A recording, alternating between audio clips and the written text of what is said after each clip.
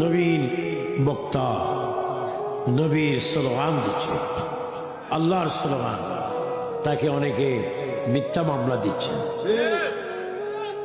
আহলে সুন্নাতের জামাত সন্ত্রাসী নয়, তারা গাদ্দার নয়, তারা শান্তির প্রিয় সুন্নি মুসলমান। আমি মাঝবে না। আমি বর্তমান সরকার যারা আছেন তাদেরকে অনুরোধ করে বলব, এই কঠিন হাতে যদি শাস্তি না দেন আপনারাও লুকাইবার জায়গা পাবেন না। মনে করেছেন আমরা সুন্নি বক্তা কিছু জানি না? হ্যাঁ, আপনারা বাংলা কি জানেন, আমরা উর্দু কি জানি, আমরা ইংরেজি কি জানি। আমাদের কি জানেন? আমাদের পিটাপিটি রক্ত আমরা চাই না। আমরা সন্ত্রাসী না, আমরা ইমাম হুসাইনের ওয়ারিস। ইমাম হুসাইন কারবালার জমিনে রক্ত দিয়েছেন, আমরা রক্ত দিতে জানি, নিতে জানি না। বলেন আমরা জান দেব, তারপর আমরা মাজার চাই কি চাই না? দুই হাত তুলে বলেন চাই কি চাই না?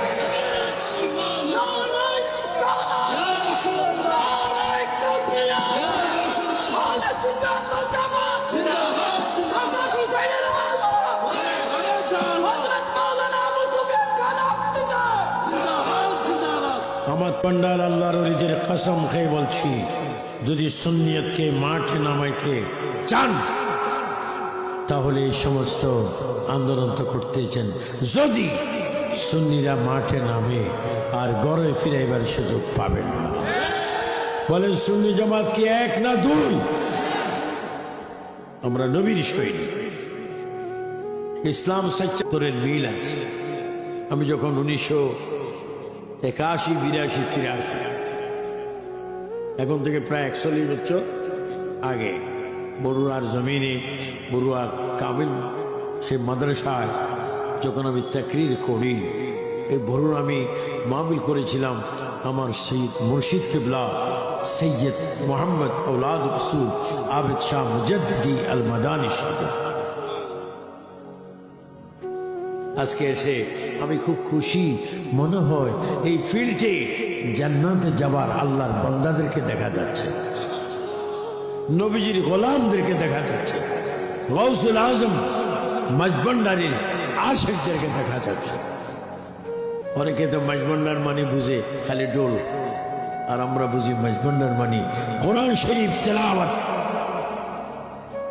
সুন্নতের জিয়ারত, আউলি কিরামের প্রেম।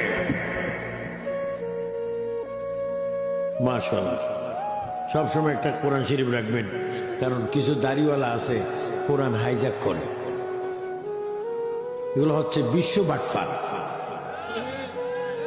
মুখে আছে 250 গ্রাম দাড়ি, পকেটের তসবি এবং মেসওয়াক, স্বাস্থ্য জানাতে ভাই, কিন্তু তাদের লকব হচ্ছে ইমান সোর।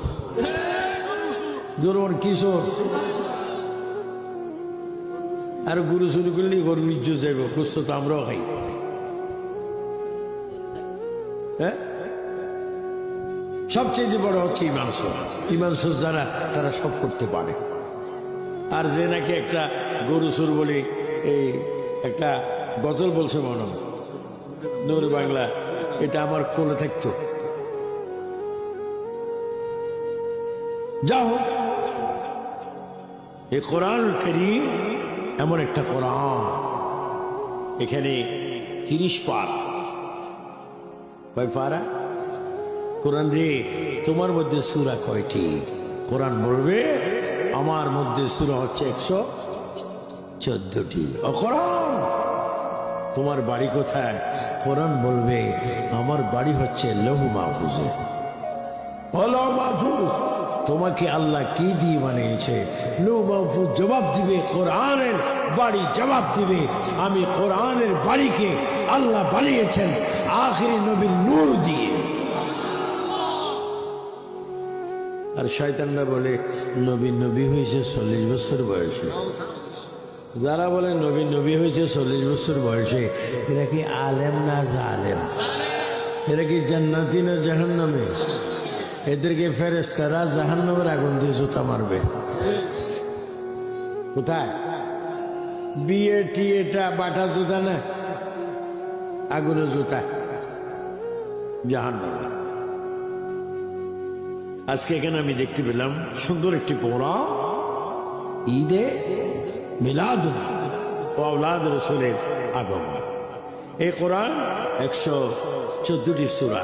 আপনি দেখেন এই কোরআনের প্রথমে একটা সূরা আছে, সূরা ফাতিহা। নাম কি? সূরা ফাতিহা। এই সূরার আরেকটা নাম উম্মুল কোরআন।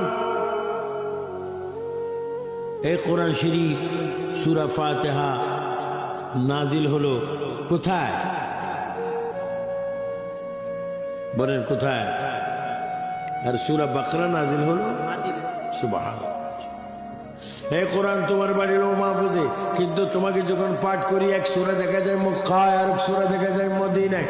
কোরআন তুমি তো 6600 শিশিতেখানা আয়াত, 114টি সূরা। ও কোরআন তুমি একবার মক্কায়